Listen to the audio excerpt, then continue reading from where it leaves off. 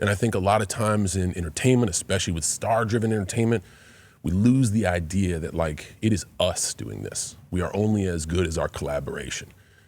Your effing John Cena is a testament. That's why I kept saying to him this morning. That is a testament to everybody I've ever danced with. Absolutely, because I'm a collaborator. I'm not anything without them. And that includes the people in the stands. Because you let's go to DC tomorrow and don't let anybody in. You see how COVID time, brother. You see how raucous that match is. Yeah. So we're all doing it together. That's why I say, like, tomorrow isn't about me stepping down. It's about, like, sports entertainment, closing a chapter, and also opening another one at the same time. It's that last page of the chapter that folds into the next one. You get to see the future, but we're also closing this 25-year thing and taking a look at the next ride. Yeah, but you'll be remembered then, now, Nobody remembers and anybody. forever. Dog. Yep. Nobody remembers Yes, anybody. you And will. that's, by the way, that's not the way it should be. Tomorrow should happen. People should be excited and emote. January comes, I need you looking at the Rumble, and I need you looking at WrestleMania.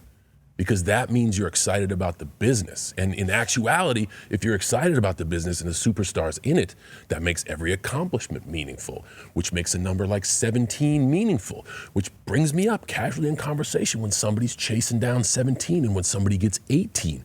That's how it all's supposed to work. But if they're still thinking about me in January, which is 2 weeks away from tomorrow, we got to focus on what is. You know what I'm saying? I appreciate the respect, but the utmost respect is to look forward and look at the future of where we're gonna go. I understand that, and I respect that. And I think you signed an ambassador deal with the WWE, so obviously the WWE still very much wants John Cena to be a part of the family. Will forever, because you're fucking John Cena. Okay, so as you need to remember forever. In a different role. Yeah, before the boys ask their questions for you, final one from me is, can you tell me about Stu a little bit? I obviously know Stu. Everybody that's been in WWE knows Stu. You talk about dancing partners. What a perfect tag team partner for you. So first of all, again, you hear me say this a lot. Nobody does it alone. Honestly, all these memorable moments that we have, there's a partner attached and more partners attached. I'm talking about like Dega Catering, who feeds us, all the folks behind the scenes. I was told not to break the fourth wall, not to talk to the camera. So I said, fuck it, I'll talk to the cameraman. And I can look right over the lens and Stu's there. And we got a whole crew of camera folks and people that make this live event look the way it does. A whole TV truck of folks that shoot the cuts and make our stuff a lot better than it is. And my conversation with Stu, who's an individual I care deeply for, is also a conversation with what I call the truck. Everybody in that room over there, making sure we all look good. And every time I say, let's go to work, those men and women have already been hard at work, making the show awesome before the first bump is even taken. So Stu is kind of a conduit to my conversation, not only to the audience out there, because I'm stealing a way to break the fourth wall, but it's also me talking to the folks that I care about who never, ever, ever get to be in the center of a ring and have the audience go, fantastic. But without them, we are worthless. Yeah. You know what I'm saying? WWE crew is the greatest. It is the greatest. They are the greatest people. And a lot of them, you talk about traveling entertainers, a lot of them have been on the road for 30 years. And do it because it is what they love to do, because they're not getting applause, man. They're not getting any of that. They just show up and hustle. Like, you're talking about pre-show routines to keep the body loose now, because that's how long they've been around. You're talking about prepping before the thing, all the camera people, the people in the truck, the lighting, just the time, the greatest people. Dude. The time under tension I've spent with these people over 25 years. Like, man, I know them. We're all. It's a family business. Like you spend so much time around these people, you just get to know them. What if Stu tomorrow just punches you in the face from the camera? Says, you know what, actually, I'm sick of this thing. Stealing my job. So if he throws a Ohio right and he connects, I'm going to tell him, I've been with him 25 years, he hasn't learned to work and punch. You are a good Have punch I thrower. taught you nothing? Hey, nobody talks about the old Cena punch. Cena throws Have I good taught punch. you nothing? All right, let's. The boys have some. Go ahead, Con Man. Boston Connor. Yeah, John, speaking of, too, I love the last fit. I'm hoping that maybe it's because you're, rushing the passer for the Patriots on Sunday after your match. You can look through whatever lens you want to, my friend. I'm glad you like the style. Yeah, perfect. All right, well, then I'm going to just hold on to that hope until 1 o'clock on Sunday. But speaking of, Stu and Michael Cole and kind of the tribute videos, like, what do you feel when you see stuff like that? Because a lot of it is awesome. All the old clips of you wrestling is incredible, and Michael Cole is on the call for damn near all of them. And, what does he mean to you just as a person, let alone an announcer? And when you do see all of these people who you've danced with in your terms, and also people that you haven't even, them reaching out, like what does that kind of evoke out of you? Just because, all the accolades, the 17 and everything, it is incredible, but just what about the relationships and what that means to you? So the relationship with each individual here is they're all different. I think what I take away most from all this is, again, we did this together, and I understand exactly how lucky I am. I am like one of, if not the luckiest human being on the face of the earth. Very rarely does life hand us a lottery ticket. I've been getting lottery ticket after lottery ticket after lottery ticket. Amen, brother. Save us. So Now, we. every ticket is simply a chance to work harder. When I see something like this, I think when I begin to reflect on 2.5 decades, the thing that I want to, I guess, be validated, and the thing that I always struggle with is, did I do enough? Did I reach enough people? Did I use my opportunity correctly? Did I make the most of this lottery ticket or stack of lottery tickets that you've handed me? Because I'm a fan. I'm an observer of life. I've seen people waste them, and I've seen people use them, and there's no better feeling. You want to root for the folks who use their lottery tickets. When I see something like this, it says that we shared a lot of moments, and that there's mutual respect from especially people who are kind of apprehensive, and even in the face of the show, who respect the business, will give me a second of their time.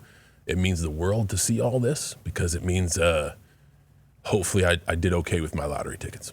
Yeah, I think you did, buddy. Mm-hmm. And you gave lottery tickets to a lot of people. Mm-hmm. That's because you're fucking John Cena. Okay, so you need to know that. That's what the business does, man. 2.5 decades into this, and we are living the luckiest life of all time. But it does feel as if everybody in this business, old school and new school, all appreciate you. You've gone through a lot of different generations here, iterations of professional wrestling, from when it was still kind of viewed as carny side, not really thing, to mainstream, to out of kind of public favor, to struggling with tickets, to now being the biggest it's ever been financially and tickets wise and globally and everything like that. Your thoughts on the current state of the business? I know you said if you want to pay the ultimate respect to me, you continue to watch and look forward to what the next generation is. You're trying to put over a lot of NXT talent, and whenever Sol Ruka's flip stunner or flip cutter off the corner is insane. I think she did off the top rope too. People are going to lose their mind. Javon Evans is outrageous. He's real, dog. He is outrageous. Oba is insane. I mean, presence. Yes, he certainly is. So I appreciate the fact that you are utilizing your last platform, your last big one, to put over the future of the business. But the business has changed mightily since you got into it. Sure. There is a different world, different time. From the Unreal situation going on with Netflix, which I think you and I kind of viewed it the same. I don't want to say I'm old school in this business, but I didn't necessarily love the thought of what Unreal was. Coming from the guy who filmed me backstage, just kept filming all the time. I'm like, yo, man. That was Foxy. That was Foxy. Is there any like, hey, you where's this going? Yo, man. Yeah, so I don't know. Yeah, I appreciate that. I don't know. Did you ever see that film anywhere? Okay, anyways, on that note, we protect this business. So, but with the Unreal, with the streaming platforms, with how global it is, like, how do you feel about the state of the business? And what do you think about the future of it whenever it comes to creative, stars of the future, what's going to happen? Like, how long can the WWE continue to do this? How long can wrestling continue to do this in your eyes with the current state of everything? So I honestly believe that live entertainment has a strong future. We don't know what the advent of new technologies will bring, but man, I think humans want to see humans do stuff.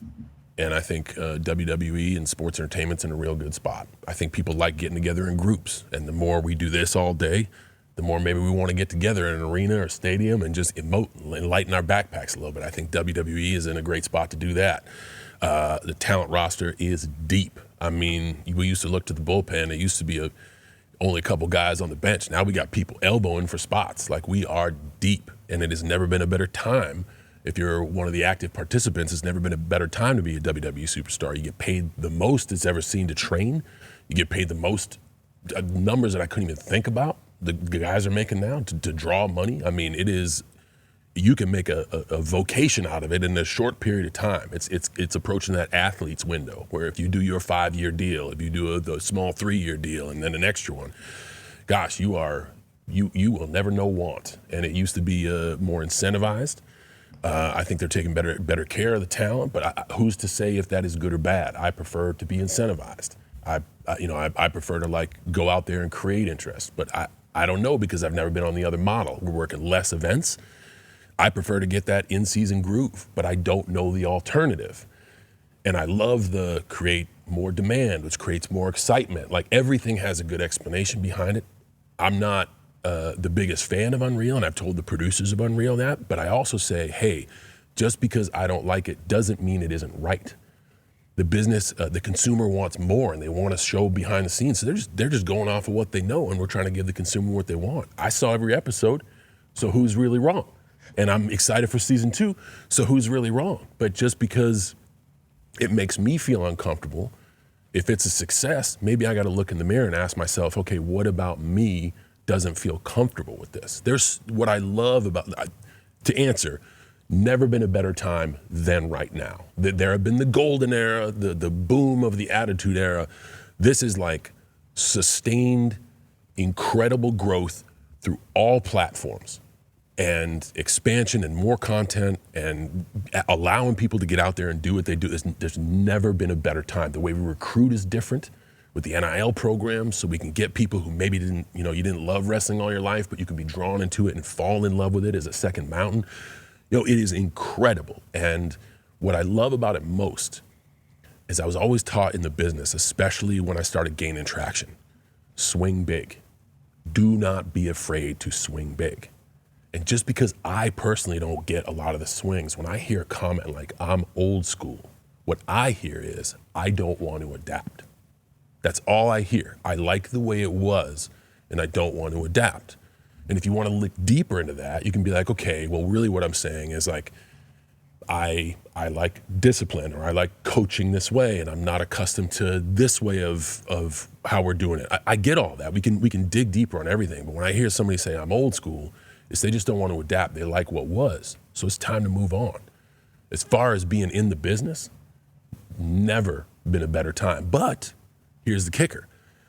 The biggest challenge now is on the business, is on the men and women out there performing, because boy, have they had some large shoes to fill. We got to keep growing and we got to keep prospering. And I don't know if a lot of folks have seen hard times. A lot of folks have seen a house 12% filled. Oh. You know what I'm saying? So having gone through that, you feel great about where you're leaving the place. But the kids now, they don't know shows that aren't sold out, and they don't know, selective noise and like again 10% draw of an arena. But it's their lottery ticket. Their lottery ticket is like, best time ever.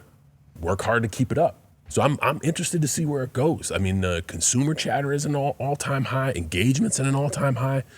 We're in a real good spot. I'm excited for the future. Yeah, you've done a great job with your time. And the baton is obviously well carried whenever you were carrying it. Excited to see the next generation of superstars take it to the next level. That's always the goal for this business.